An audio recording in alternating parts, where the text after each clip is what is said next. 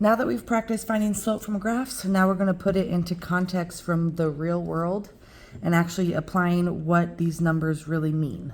So this first one talks about the amount of time it takes for a pool to drain. Looking at the first question, how many gallons did the pool have in it before it started to drain? So that's our starting amount. And our starting amount is always going to be on our y-axis. So that's going to be 175 gallons.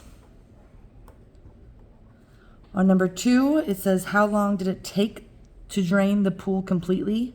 When the pool is drained completely, that means that there's 0 gallons in it, or it's completely empty. So we can kind of follow the path of the line, and when the gallons is at 0, that means it has taken 7 hours to drain completely. So 7 hours would be your actual answer. On number 3, we're going to find the slope of the line, or the rate of change, how fast that pool is actually draining over this amount of time. So whenever I'm looking for my slope, I need to find my rise over run. So looking at my dots on my graph, I can kind of fill in the pieces. I know this is kind of overkill. I know that I only need 2 points, but I was trying to show you where the points would land. So looking at my actual points, I can see that I'm going to have a decreasing graph because I'm going to have a negative slope. My graph is going to be decreasing, so my slope is going to be negative.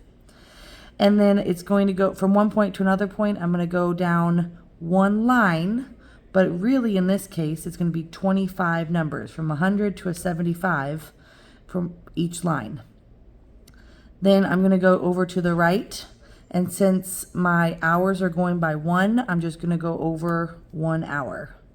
So my rise is negative 25 since it is going down, and my run would be 1. So once I have my slope, I know this is going to be my actual slope. This can also be simplified to just negative 25. And then the actual point of this lesson is what we're trying to get here. Explain the meaning, what this number means. So when I have my slope written like this, I know that my negative 25 is my rise, and that deals with all of my up and down numbers. My up and down numbers are labeled as water in gallons. So this is going to be my gallons. And then my run numbers deal with all my left and right numbers. In this case, it deals with time in hours. So by understanding that gallons, my y variable, and hours, my x variable, are written like this in a fraction, I can write it is draining or losing, that goes with that negative sign, draining 25 gallons every 1 hour. So I can kind of figure out my slope and write it in terms of what it actually means. So let's look at number 2. Number 2, it says the graph shows the height y of a flag x seconds after you start raising it up a flagpole. So looking at this, they're asking for what the slope is. I already have 2 points on my graph, so I can make my triangle based off of those points. I can see that this y-axis, my rise numbers are going up by 3s. So I'm going up, and I'm going up 3 numbers. My x numbers are going by 1s. So I'm going to go over, and each time I go over, it's just going to count by 1s. So 1, 2. So I'm going to the right 2. So if I write this in rise over run, my rise number is positive 3. So it's going to go up 3. And then my run is 2. So it will be 3 over 2. My next question, what does it mean in terms of rate of change? So that's talking about what it actually means in relation to my variables. So my 3 over 2, my 3 is my rise, which deals with all of my up and down numbers. So that means 3 feet. And then my 2 deals with all my run numbers, so that deals with my time in seconds. So I can write this in a sentence. The flag raises 3 feet every 2 seconds.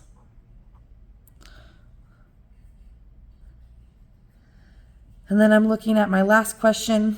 It's asking, what is the height of the flag after 4 seconds? So my 4 seconds would be right here. And then I can find where it would hit my line. And it would hit at 9 feet. So 9 feet would be the height of the flag after the 4 seconds. All right, if we turn our paper over, we have a couple more that we can work on.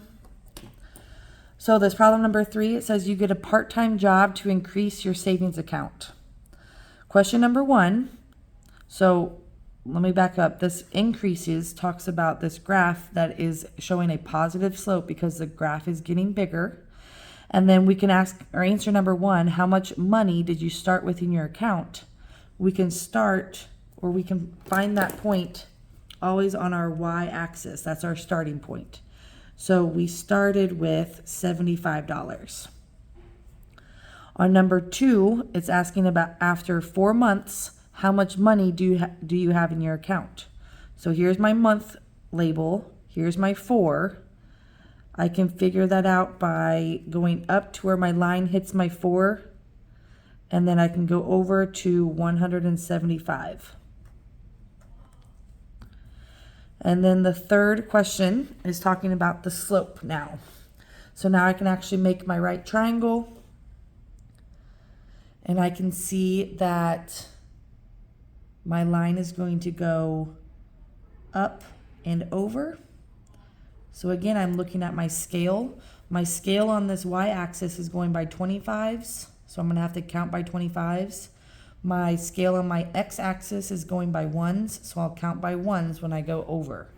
So if I go up, I'm going to go up 2 lines, but I'm really going up 25, 50. So I'm going up 50 numbers here, and then I'm going to go over, and each of these represent 1, so I'm going to go 1, 2. So up 50, so my rise is going to be positive 50. My run is going to be positive 2. I can simplify this down and have this as 25 over 1, or just the number 25, because any number divided by 1 is that whole number. So these numbers don't really mean anything until I actually put my labels with it. So if I go back to describing it as rise over run, I can go with my simplified form of 25 over 1. My rise deals with all of my vertical numbers, my up and down numbers. So that deals with dollars. And my run deals with all my horizontal numbers, or my side-to-side numbers. So these are my months. So my actual sentence that I can write from this would be that they earn $25 every month. This kind of goes back to your rate of change from 7th grade or unit rate for every 1 month you earn that amount of money. All right, let's do the last one. Tim is saving for a new car. So as he's saving for a new car, his saving account is going to be increasing, which makes sense for this graph to show a positive slope. Number 1, it says, using the graph, how many years will it take Tim to save $70,000? So if I look at my label, this is my thousands of dollars. My 70 is this very top line, and I can use this graph to predict that is going to take about 10 years. Again, that point isn't necessarily on the graph, but I can use it to predict. On number 2, it says, what is the slope of this line? So I've given these 2 points that I can make my right triangle from. I can see that my slope or my y-intercept scale is going up by 7s, and my x scale is going by 1s. So if I go up from one point to another point, I'm going to go up 2 lines, but in this case, it's really going up 14 numbers, from 14 to the 28 line. And when I go to the right, I'm going to be counting by 1s, so this would be 1, 2. So I'm going to the right 2. So if I write this as my rise of a run, I would have positive 14 over 2, and I can simplify it down to 7 or 1, or 7 over 1, or just 7. So what does this slope mean in context to the real life situation? Again, when you read something like this, they're just asking you how can you write this number in terms of the actual labels that were given to you. So if I have rise over run, I'm going to use my simplified fraction, so 7 over 1. And my rise deals with all of my up and down numbers. So all of these numbers are in terms of thousands of dollars. Thousands of dollars. So it's not just $7, it's $7,000. And then my bottom variable, my X variable, is dealing with time in years. So if I read through this, I can kind of figure out a sentence that would describe this graph. And we would save $7,000 in 1 year.